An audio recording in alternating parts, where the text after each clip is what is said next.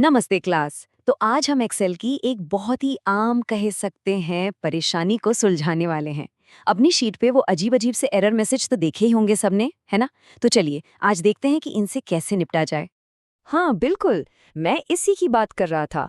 ये #div/0 error. सोचिए, कोई एक प्रोफेशनल दिखने वाली स्प्रेडशीट बनाने की कोशिश कर रहा हो और बीच में ये दिख जाए। कितना अजीब और परेशान करने वाला लगता है ना? और इस मामले में कोई अकेला नहीं है। देखिए, एलेक्स का भी बिल्कुल यही सवाल है। और सच कहूं तो एक्सेल सीखते समय ये परेशानी लगभग हर किसी को होती है। लेकिन घबराने की बिल्कुल कोई बात नहीं है एलेक्स, क्योंकि हमारे पास ना इस उलझन को सुलझाने के लिए एक बहुत ही आसान सा टूल है। और वो समाधान है आईफरर फंक्शन। इसे एक तरह का जादुई टूल समझिए, जो हमें फॉर्मूला एरर्स को दिखने से पहले ही संभालने की ताकत देता है। तो चलिए इसकी परिभाषा देखते हैं। अब सीधे सीधे शब्दों में कहें तो आईफरर फंक्शन एक्सेल को बस ये बताता है कि जब कोई फॉर्मूला गलत हो जाए तो क्या करना है। अगर कोई एरर है तो हमारी मर्जी का कुछ दिखाओ, और अगर सब कुछ ठीक है तो बस जो जवाब आ रहा है वो दे दो। सिंपल। ठीक है, तो चलिए अब थोड़ा और अंदर चलते हैं और देखते हैं कि ये फंक्शन असल में बनता और इस्तेमाल कैसे होता है। तो ये है इसका basic syntax. Is equal to IFRR value if error. देखने में काफी आसान है ना? इसमें सिर्फ दो हिस्से हैं जिन्हें हमें समझना है। पहला हिस्सा है वैल्यू। ये वो कैलकुलेशन है जो आप करना चाहते हैं। और दूसरा है वैल्यू इफ एरर। इसको समझिए अपना कस्टम बैकअप प्लान। मतलब अगर पहले हिस्से में कोई भी गड़बड़ हुई तो एक्सेल दूसरे हिस्से में जो भी लिखा है वो दिखा देगा। और इसकी सबसे अच्छी बात यह है कि ये सिर्फ एक तरह के एरर के लिए नहीं बना है। जैसा कि यहाँ देख सकते हैं, आई फॉर एरर इन सभी आम एरर्स को, मतलब जितने भी कॉमन एरर्स हैं, उन सबको संभाल सकता है, चाहे वो #div/0 हो या NA हो। सिर्फ बातें करने से क्या होगा, है ना? चलिए इसे एक्शन में देखते हैं। एक असल उदाहरण से समझते हैं कि ये फंक्शन कितना शक्तिशाली है। तो यहाँ एक सैंपल टेबल है। हम कोटा को यूनिट सोल्ड से डिवाइड करके रेशियो निकाल रहे हैं।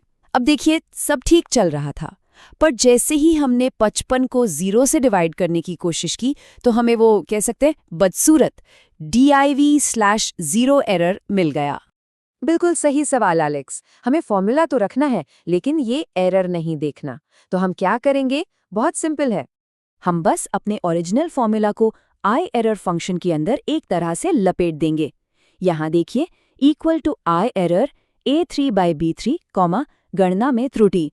तो हमारा जो A3/B3 है वो बन गया वैल्यू, और अगर इसमें कोई भी एरर आता है तो हम चाहते हैं कि उसकी जगह गणना में त्रुटि लिखा हुआ दिखे।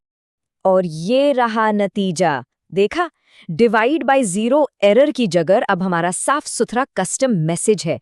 अब हमारी स्प्रेडशीट कितनी प्रोफेशनल लग रही है ना? ये एक बेहतरीन उदाहरण है कि कैसे एक छोटा सा फंक्शन सब कुछ बदल सकता है। बहुत बढ़िया। अब जब आप सब देख चुके हैं कि ये कैसे काम करता है, तो अब इसे खुद आजमाने का समय है। चलिए एक छोटा सा अभ्यास करते हैं। तो अब आपकी बारी। IFRR का इस्तेमाल एक ऐसे फॉर्मूला पर करना है जहां एक सेल खाली हो सकता है। और एक बात याद रखिएगा, एक्सेल एक खाली सेल को 0 यानी 0 मानता है। शानदार एलेक्स! और ये एक बहुत ही दिलचस्प नतीजा है। देखिए, जब किसी खाली सेल से डिवाइड करते हैं तो एक्सेल उसे 0 मानता है और जवाब में भी 0 ही देता है। तो टेक्निकली ये एरर नहीं है। लेकिन सोचिए, अगर उस सेल में कोई टेक्स्ट या कोई और चीज होती जिससे एरर आ सकता था, तब आपका आई फॉर्मूला फंक्शन उसे संभाल लेता। तो ये एक बहुत अच्छी आदत है। सबसे जरूरी बात यह है कि आपकी शीट अब किसी भी तरह के एरर से सुरक्षित और साफ है। तो आज के इस पाठ का सबसे महत्वपूर्ण सबक, मतलब की टेकअवे क्या है? सबसे महत्वपूर्ण सबक ये है, हमें सिर्फ गलतियों को ठीक नहीं करना है, हमें उन्हें मैनेज करना है। आईफरा का इस्तेमाल करना एक प्रोएक्टिव कदम है। ये पहले से सोचकर अपनी स्प्रेडशीट को बेहतर और ज्यादा भरोसेमंद बनाने के बारे में है। तो अब एक सवाल आप सबके लिए। अब जब आप एरर्स को इतने अच्छे से संभाल सकते हैं, तो जरा सोचिए कि आप अपने डेटा को और कहां-कहां साफ और प्रोफेशनल बना सकते हैं। इस नई स्किल को अपने काम में इस्तेमाल करने के बारे में जरूर सोचिएगा।